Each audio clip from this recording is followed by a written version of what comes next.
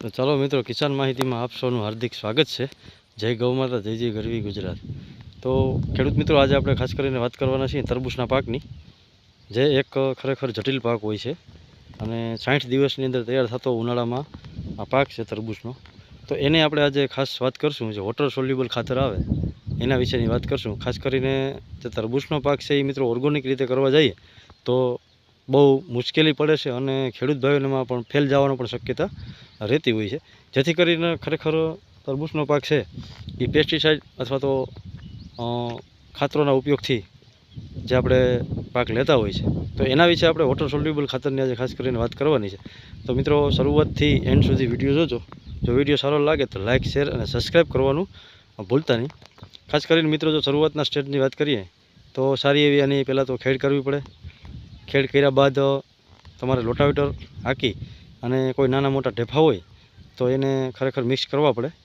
ત્યારબાદ મિત્રો સાહ નાખી અને વીઘે 1 ટોલી ખાતર, જે આપણે છાણિયું ખાતર આવે ગળતિયું, એમાં ખાસ કરીને કાચું ખાતરનો ઉપયોગ ખેડૂત ભાઈઓ કરવો નહીં. કારણ કે જો કાચું ખાતરનો ઉપયોગ કરવામાં આવશે તો એ બરાબર તરબૂચના પાકને લાગતું નથી અને જેથી કરીને આપણે ખેડૂત ભાઈઓને નુકસાન વેઠવું પડે છે.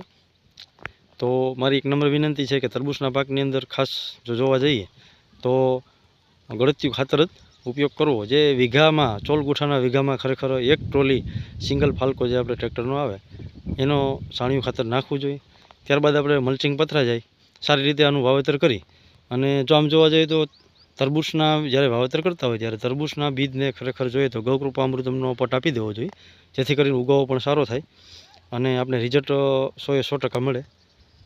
ત્યારબાદ આપણે વાવેતર કર્યા બાદ જ્યારે આપણે 2 પિયત આપી દઈએ તરબૂચને, ત્યારબાદ ત્રીજા પિયતની જ્યારે શરૂઆત કરવાની થાય ત્યારે કમસે કમ પિયત આપ્યા પછી ઉનાળાની સિઝનની અંદર 15 કે 20 દિવસનો ગાળો રાખવાનો.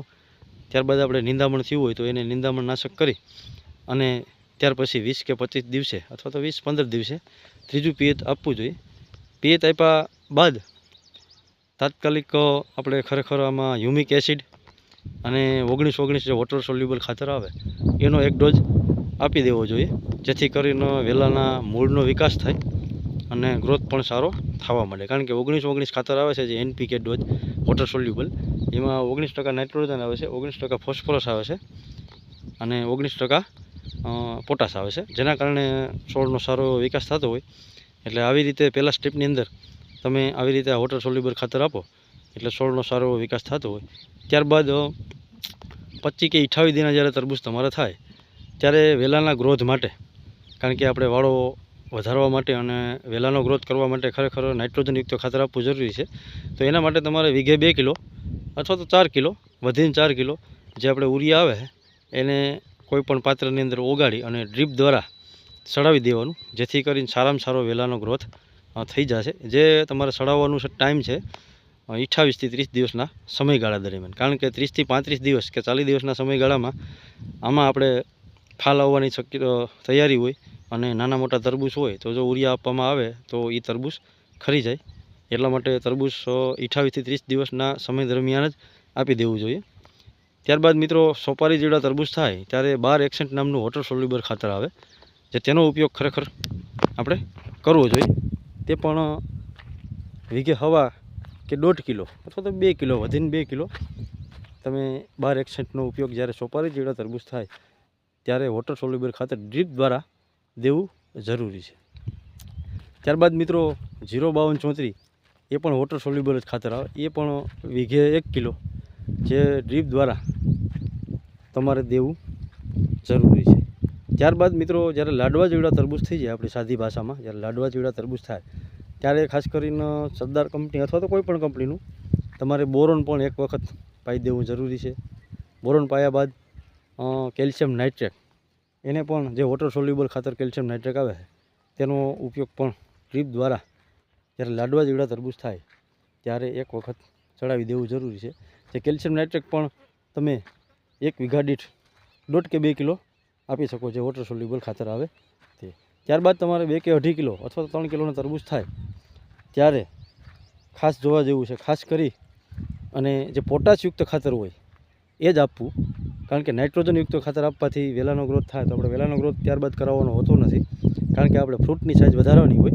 તો ફ્રૂટની સાઇઝ વધારવા માટે જ્યારે આપણો પાક 45 દિવસનો થાય, 40 કે 45 દિવસનો, ત્યારે આપણું તરબૂચ કિલો કે 2 કિલોનું થઈ ગયું હોય, ત્યારે એની સાઇઝ વધારવા માટે ખાસ કરીને 13-0-45 જે કોઈ પણ કંપનીની હોય, જે વોટર સોલ્યુબલ ખાતર આવે, એને ડ્રીપમાં તમારે વીઘે 2 કિલો અથવા તો 1.5 કિલો ચડાવી દેવાનું.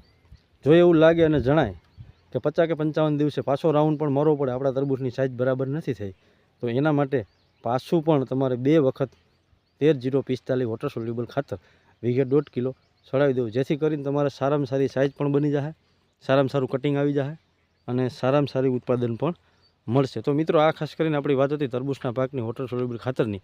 નેક્સ્ટ વિડીયોમાં આપણે વાત કરશું જે પેસ્ટિસાઇડ દવાની, એના વિશેનો આખો આપણે અલગથી વિડીયો બનાવશું. તો ખાસ કરીને આજે જે આપણે વોટર સોલ્યુબલ ખાતરની વાત હતી એ મિત્રો આપણે શેર કરી ખેડૂત મિત્રોને. જો કોઈ નવા ખેડૂત મિત્રો હોય તો મારી ચેનલને સબસ્ક્રાઈબ કરી દેજો. વિડીયો સારો લાગે તો શેર કરજો, લાઇક કરજો અને સબસ્ક્રાઈબ કરવાનું ભૂલતા નહીં. જય ગૌ માતા, જય જય ગરવી ગુજરાત.